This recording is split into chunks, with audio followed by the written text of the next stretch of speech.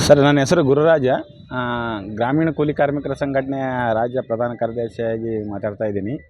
ಇವತ್ತು ಏನು ಕೇಂದ್ರ ಸರ್ಕಾರ ಮಹಾತ್ಮ ಗಾಂಧಿ ರಾಷ್ಟ್ರೀಯ ಗ್ರಾಮೀಣ ಉದ್ಯೋಗ ಖಾತ್ರಿ ಅಂತ ಏನು ಕಾನೂನು ಇತ್ತು, ಉದ್ಯೋಗ ಖಾತ್ರಿ ಕಾನೂನು, ಅದನ್ನು ಈಗ ಜಿ ರಾಮ್ಜಿ ಅಂತೇಳಿ ಒಂದು ಯೋಜನೆ ಸ್ಕೀಮ್ ಅಂತ ಮಾಡಿದ್ದಾರೆ. ಇದು ನಿಜವಾಗ್ಲೂ ಹಳ್ಳಿ ಮಟ್ಟದಲ್ಲಿ ಜನರಿಗೆ ಯಾವುದೇ ರೀತಿಯಿಂದ ಕೆಲಸ ಸಿಗಲಾರ್ದಂಥ ಒಂದು ಕಾರ್ಮಿಕರಿಗೆ ಯಾವುದೇ ರೀತಿಯಿಂದ ಕೆಲಸ ಸಿಗಬಾರ್ದು, ಜನ ಇನ್ನಷ್ಟು ಗುಳೆ ಹೋಗ್ಬೇಕನ್ನೋಂಥ ಒಂದು ಹುನ್ನಾರ ಇದು ಕೇಂದ್ರ ಸರ್ಕಾರದ್ದು.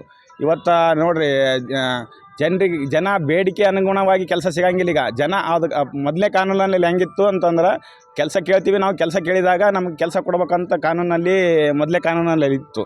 ಇವಾಗ ಹಂಗಿಲ್ಲ. ಸರ್ಕಾರ ಯಾವಾಗ ಹೇಳ್ತದೋ ಅವಾಗ ನಾವು ಕೆಲಸ ಮಾಡಬೇಕು. ಅಂದರೆ ಜನ ಖಾಲಿ ಇರಲಿಲ್ಲ ಅಂತಂದ್ರೆ ಅವಾಗ ಸರ್ಕಾರ ಕೆಲಸ ಕೊಟ್ಟಿದ್ರೆ ಕೆಲಸ ಮಾಡೋಂಗಿಲ್ಲ ನಾವು.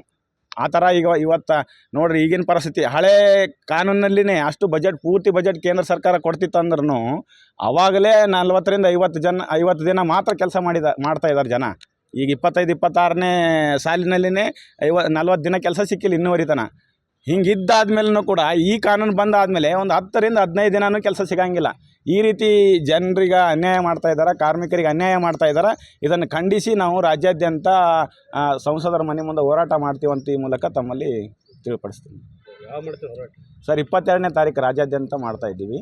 ದೇಶಾದ್ಯಂತ ಮೊನ್ನೆನೇ ಸ್ಟಾರ್ಟ್ ಆಗಿದ್ದಾರೆ. ಅವರು 16ನೇ ತಾರೀಕು ಏನು ಪಾಸ್ ಮಾಡಿದ್ರು ಅವತ್ತಿಂದನೇ ಚಾಲೂ ಮಾಡಿದ್ದೀವಿ.